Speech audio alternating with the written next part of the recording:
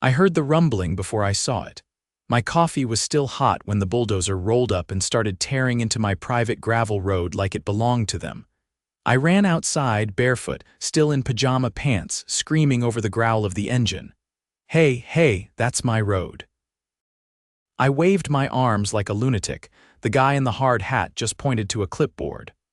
"Orders from the HOA, sir. Says here this section is being redone for community access. You people are insane," I barked over the noise. "This is my land. I built this road with my own hands. It's not even in the HOA boundaries." But that didn't stop that yellow beast from crushing through the gravel, scraping up the drainage I installed, and flattening the cedar posts I'd put in last fall. By the time they finished, my private road was a dusty mess connected directly to the main neighborhood loop like it was theirs all along. The next day, I marched into the HOA meeting, slapping down my deed and land survey in full color. "This road's on my property. You had no authority to touch it."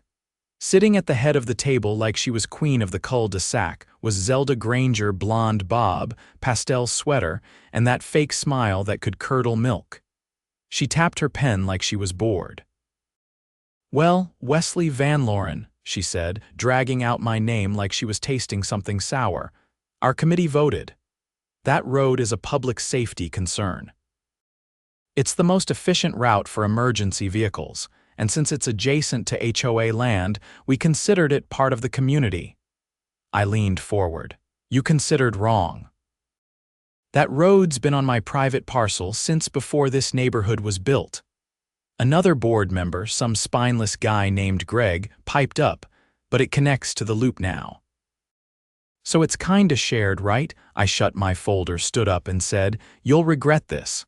Zelda's voice followed me out. "We were going to install decorative signage and pavers, but if you insist on being difficult." I didn't answer. I had a better idea.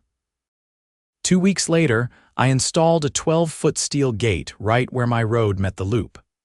Fully motorized, keypad entry, with a camera mounted high enough to catch every plate.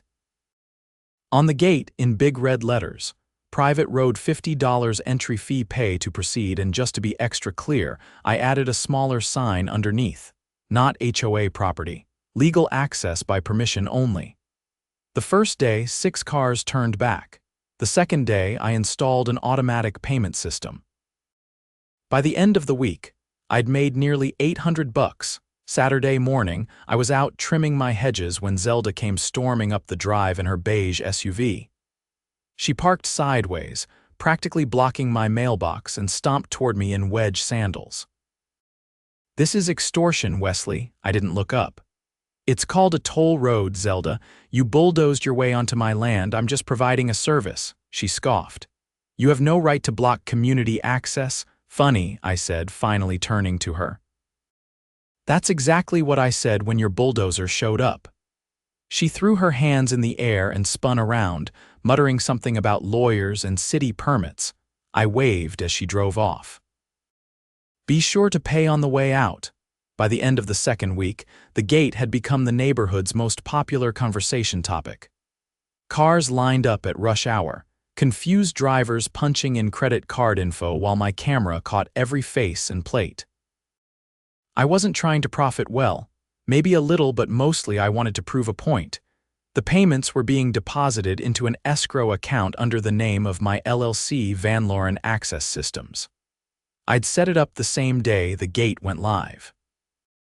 My cousin, a real estate attorney in Denver, had helped me draft the terms of access. According to the new signage, entering the road meant agreeing to a temporary easement license, revocable at my sole discretion. It was airtight. On the third Monday, I noticed something strange. My camera flagged a city vehicle, a white pickup with the county seal on the door, approaching slowly, then stopping just before the gate. 2 men stepped out, one with a clipboard, the other with a laser level. They paced along the edge of the road, taking notes, measuring something. I stepped out of my truck and walked over. "Morning, gentlemen. Something I can help you with?" The older one, who looked like he'd been doing this job since rotary phones, glanced up. "You Wesley Van Loren?" "That's right." He flipped his badge from his pocket. "Martin Kepler." County Land Use Division. We received a report from the High Ridge HOA that this structure may be encroaching on public right-of-way. I raised an eyebrow. Funny, because this road isn't public. It's on Lot 32, which I own outright, and the survey markers haven't moved since '87. He handed me a printed satellite image. They'd drawn a red box where my gate sat. According to their complaint, the boundary was revised in a subdivision amendment filed last year. They claim the HOA acquired a 3-foot strip along this edge through a common area adjustment. Let me guess, they didn't notify any adjacent property owners. He gave a slow nod. That's what we're here to verify. Do you have a copy of your original plat map? I didn't answer. Instead, I walked back to the house, unlocked the fireproof cabinet in the study, and returned with a rolled blueprint and a notary-certified affidavit from the original developer stating the road was excluded from all HOA jurisdiction. When I handed it over, Kepler's partner let out a low whistle. This is dated 4 years before the HOA was even formed. Exactly, I said, which means any amendment they filed after that has no bearing on my property unless I consent, which I didn't. Kepler nodded. We'll be in touch. If what you're saying checks out, they might have committed civil fraud by submitting a boundary adjustment without full disclosure. That night, I installed a second camera, this one facing the loop road. I had a gut feeling something was coming, and I wasn't wrong. 2 nights later, just after midnight, my phone buzzed. Motion detected. I pulled up the live feed and watched as 2 men in hooded sweatshirts approached the gate with bolt cutters. One held a flashlight, the other a crowbar. They moved quickly, clearly knowing where the camera blind spots used to be, but I'd repositioned them that morning. I hit record, called the sheriff, and waited. By the time deputies arrived, the 2 men had managed to shear through the outer lock casing. They were kneeling beside the keypad, trying to disable the circuit board. The deputies caught them red-handed. One tried to run, didn't get far. I met them at the gate, still wearing my flannel robe over jeans. The lead deputy turned to me. "You the property owner?" "That's right." He gestured to the 2 men cuffed on the pavement. These geniuses claim they were hired by someone on the HOA board. Said they were told to restore community access and remove an illegal obstruction. Both have prior charges for trespassing and property damage. I stared down at them. One of them looked about 19 and terrified. The other was the same guy who'd driven the bulldozer weeks prior. "Any tools or instructions on them?" The deputy nodded. "Found a printed map in the truck with your parcel highlighted and a handwritten note. Cut power, disable gate, remove signs. Do not engage owner, guess who it's signed by." He handed me the paper. At the bottom, in large cursive, was the name, Zelda Granger. The next morning, I walked into the sheriff's office with a flash drive containing the video footage and a notarized copy of the easement agreement. The assistant DA took one look at the note and said, "That's criminal conspiracy and attempted destruction of private property. We'll press charges." Within 48 hours, Zelda was served with a summons. The local paper ran a front-page story, "HOA President Tied to Midnight Sabotage Attempt." The headline alone was enough to turn the neighborhood into a war zone. Half the residents were furious not at me, but at the board. The other half were just confused, bombarded with new rules and legal jargon they'd never signed up for. On Saturday, I got a knock on the door. It was Marissa, who lived 2 streets over and worked as a paramedic. She held a plastic binder and looked like she hadn't slept in days. "Wesley, I'm organizing a recall vote. We've had enough. Zelda's been fining people for lawn height, mailbox color, even garden flags, and now this? She's out of control." I let her in. We sat at the kitchen table while she outlined the process. According to the bylaws, which I'd never been subject to, the board could be recalled with a 2/3 vote from the entire HOA membership. She had 50 signatures already and needed 30 more. I've got affidavits from 2 other homeowners who say their fences were torn down without permits. One guy's suing. I handed her a fresh cup of coffee. If you want, I can help you dig up everything she's filed with the county. If she submitted fraudulent plats once, there may be more. She looked at me, eyes wide. You do that? Absolutely. She brought this to my doorstep. I'm not just going to build a gate and walk away. We spent the next 4 days combing through public records.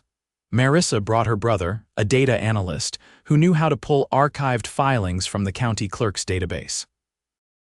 What we found was staggering: at least 6 amendments filed over the last 3 years, all citing unanimous board approval, but with no evidence of homeowner votes. One amendment transferred ownership of a Greenbelt trail to a shell company that shared a mailing address with Zelda's husband's law firm. Another rezoned a parcel the HOA wasn't legally allowed to touch, listing it as common recreational space, despite the fact that it was already under contract for private development. We compiled everything into a single bound report. I called my cousin in Denver and asked him to review it. He called back 2 hours later. Wes, this is criminal. You're looking at wire fraud, false filings, and probably embezzlement. You need to take this to the district attorney. The next morning, Marissa and I met with the DA's investigator. We laid out the documents, showed the timeline, provided sworn statements from residents. By the time we walked out, the investigator had opened a formal case. 1 week later, Zelda Granger was arrested on 6 felony counts: embezzlement, fraudulent land filings, conspiracy. The HOA board was suspended pending a full audit, and a temporary oversight committee was installed by the county. The gate stayed up. But now, instead of paying a fee, residents rang the call box and asked permission. I didn't mind. Most of them were friendly. A few brought cookies. One guy even handed me a bottle of whiskey and said, "Thanks for saving the neighborhood." I poured myself a glass that night and watched the sun set past the gate, secure in the knowledge that justice hadn't just knocked on Zelda's door, it kicked it in. And the best part: not a single tire mark touched my road without my say-so again. The mood in the neighborhood shifted like a cold front rolling in. People who used to nod politely from across their driveways now stopped to talk, hands in pockets, eyes darting like they were afraid someone might be listening. The homeowners hadn't just lost trust in Zelda, they'd realized they'd never had any real control to begin with. Marissa showed up one morning with a stack of mail she'd collected from other residents. Most of it was unopened. All of it had the same seal: High Ridge HOA. She dropped it on my dining table like a sack of gravel. "Take a look at the postmarks," she said. "They're all dated after the board supposedly held those votes." I scanned through them. Annual meeting notices, budget proposals, even ballots. Every piece came with a return address from a P.O. box across the county line. They were mailing these out after the fact, I asked. Looks like it. And get this, one of the envelopes was never sealed. Inside was a blank ballot already marked in favor of the amendment. I leaned back, rubbing the bridge of my nose.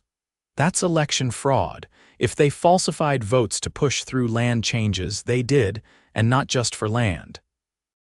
I found one amendment that reclassified a dozen homes as multi-use to allow Airbnb rentals. The owners had no idea. One guy's been getting harassed by zoning inspectors for operating a business. Was any of this in the board minutes? She pulled out a binder. They stopped keeping official minutes over a year ago. The last one just says, and I quote, "Discussion held, motion passed unanimously, no names, no topics, nothing." I stood up.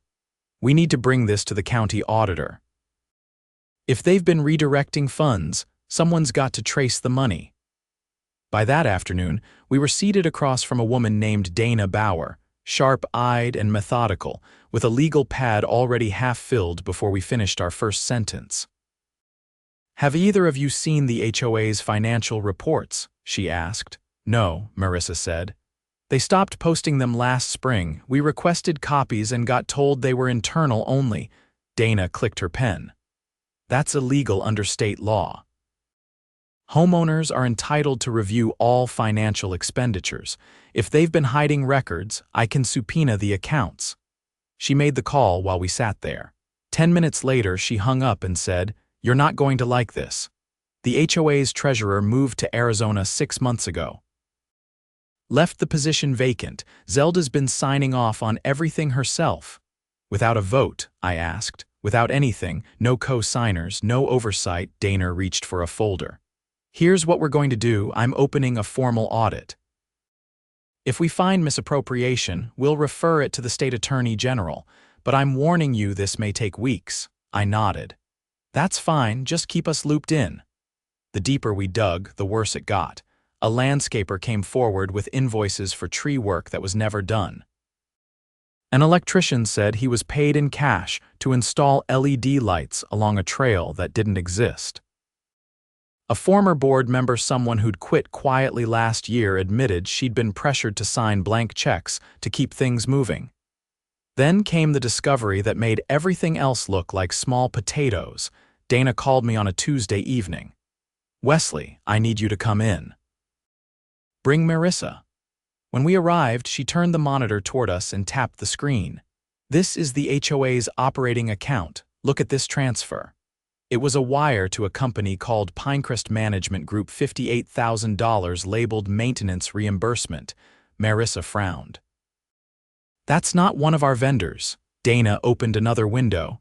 "It's not a vendor at all. It's a holding company registered to a man named Charles Granger." I stared at her. "Zelda's husband, correct?"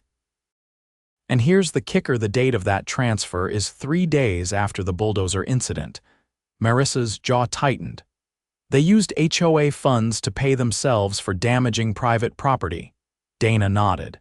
"That's felony theft and misappropriation of fiduciary assets." "I've already contacted the state prosecutor. They're opening a criminal case." The next morning, Charles Granger was arrested at his law office. News vans parked along the neighborhood entrance. Reporters swarmed Zelda's house.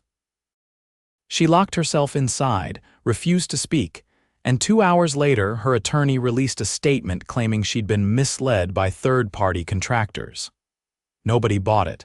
The county sheriff returned with a search warrant. They removed boxes from her garage, including a laptop, 3 filing cabinets, and a home server. I watched from my porch as they loaded everything into the back of a cruiser. That night, I received an anonymous envelope in my mailbox. Inside was a flash drive, no label. Just a sticky note that read, "You'll want to see this." I plugged it into my laptop and opened the only file, a recording.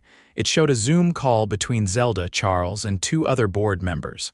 The date stamp was from 4 months ago. Zelda leaned forward, speaking into the camera. "If we reroute the drainage through Van Loren's parcel, we can claim it as a utility easement. That gives us access to the road.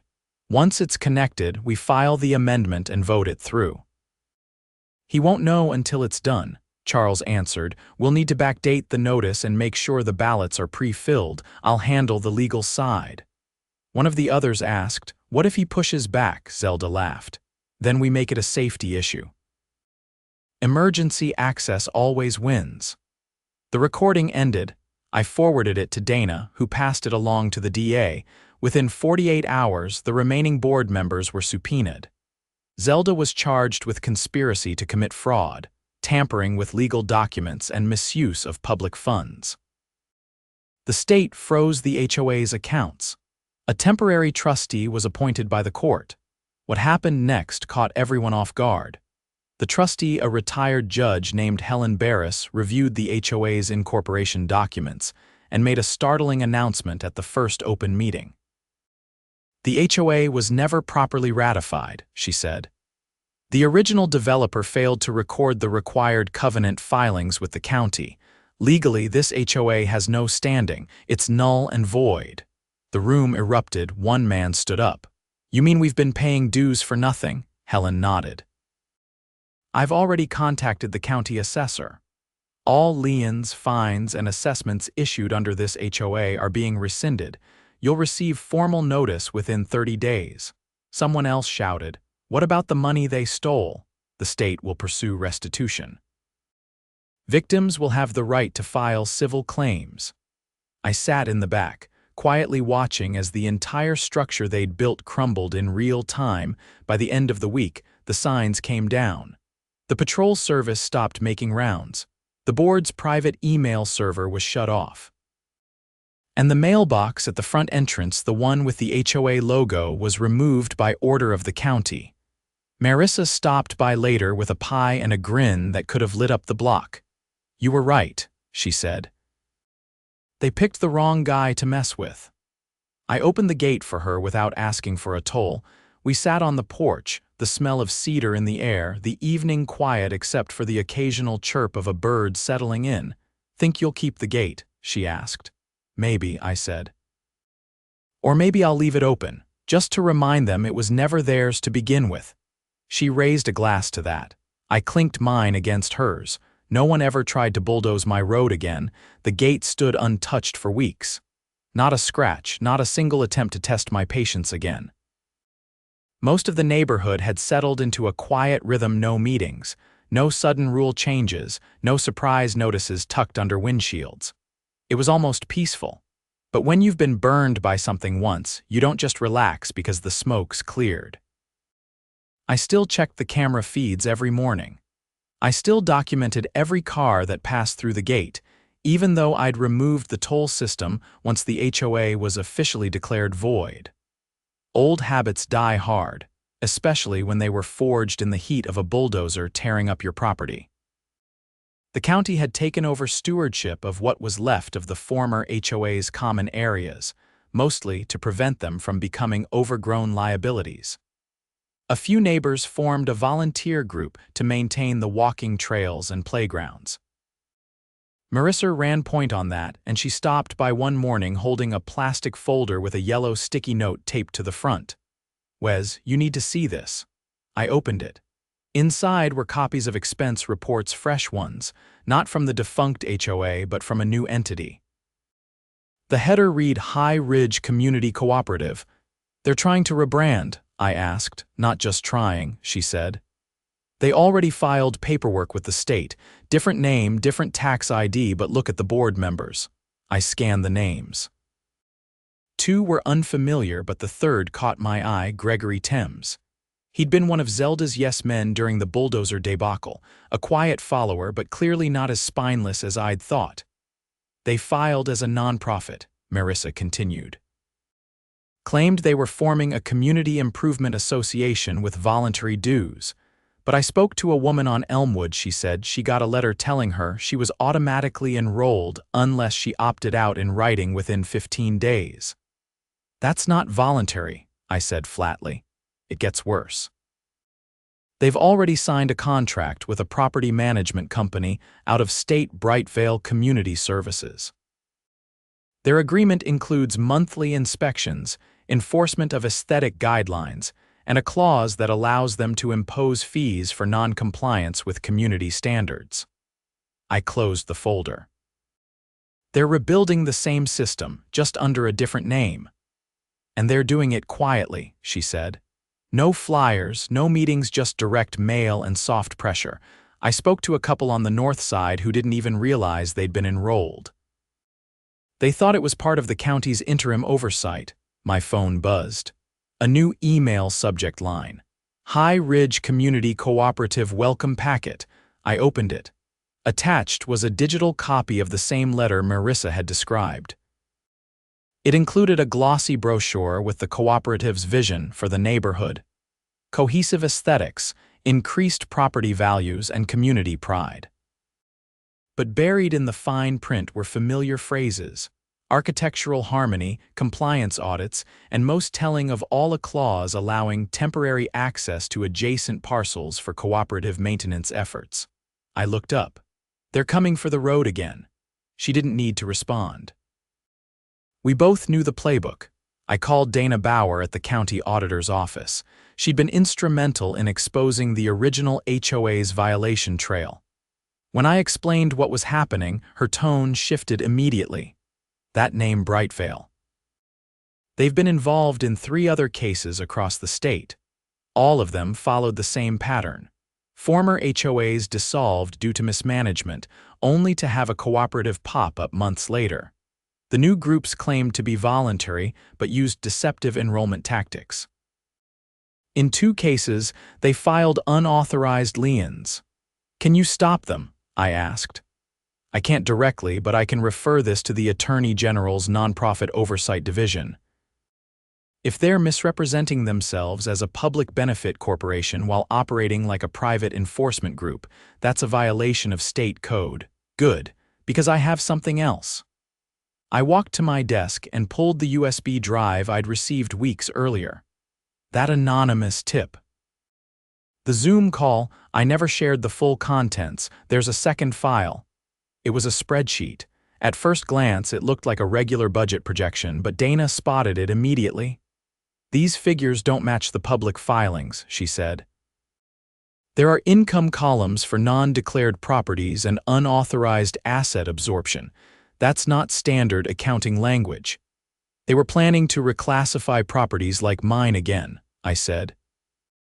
"Including private parcels within their maintenance jurisdiction, then billing the owners quietly."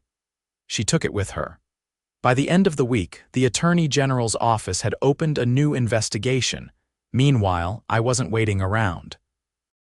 I filed a cease and desist letter against the High Ridge Community Cooperative, citing unlawful use of my property in promotional materials and fraudulent claims of jurisdiction.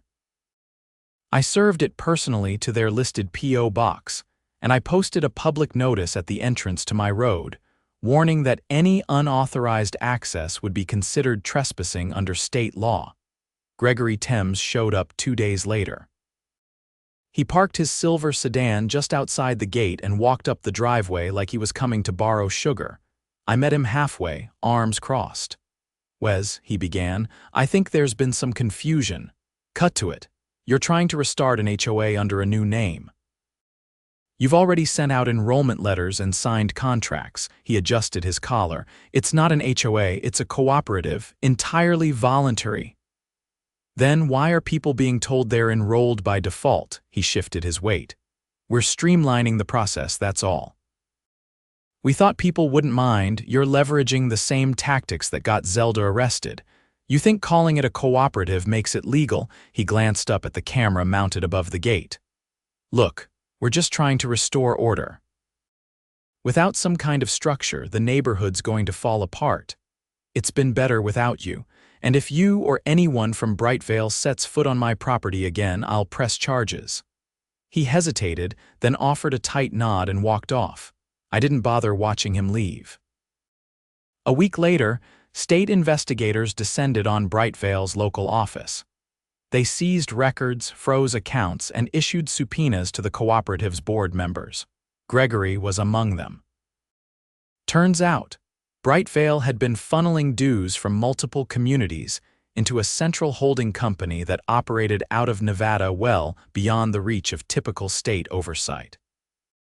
The so-called cooperatives were shells, designed to re-establish control over neighborhoods that had rejected HOA rule. Zelda's arrest had opened a door. This kicked it off the hinges. The Attorney General filed charges against Brightvale's CEO and 2 regional managers, citing racketeering, mail fraud, and civil conspiracy. Gregory cut a deal and turned over internal communications emails that made it clear the cooperative had always been a front, designed to bypass the legal fallout from the original HOA's collapse. In court, the presiding judge didn't mince words. "This was not a community initiative," he said. "It was a calculated attempt to reassert unauthorized control over private property through deception and coercion. The defendants abused nonprofit status to exploit residents and profit from their compliance. Fines were issued. Restitution was ordered. The High Ridge Community Cooperative was officially dissolved, its accounts liquidated and redirected to a relief fund for affected homeowners. And just like that, it was finally over. No more fake notices. No more bulldozers. No more shadow boards trying to redraw boundary lines with a pen and a lie. I replaced the steel gate with a cedar one-hand built, quiet, and open most days. Not because I had to, but because I could. The road was mine again, always had been. Marissa stopped by one last time with a clipboard in hand. "We're organizing a real neighborhood council," she said. "No power, no fines, just volunteers. You don't have to join, but I wanted you to know." I nodded. "Sounds like the kind of thing this place actually needs," she laughed. "So, can we use your road for the 4th of July parade?" I raised an eyebrow. She held up a keycard. "We'll pay the toll." I shook my head, smiling. "Just promise me no boards, no bylaws, and definitely no bulldozers." "Deal." That summer, the kids rode their bikes down my gravel road, streamers trailing behind them as parents lined the edge with folding chairs and lemonade. No one asked who owned the land. No one tried to change its status. They just walked it, rode it, and appreciated what it was. Not a shared asset, not a bargaining chip, just a road. And this time everyone knew where it led.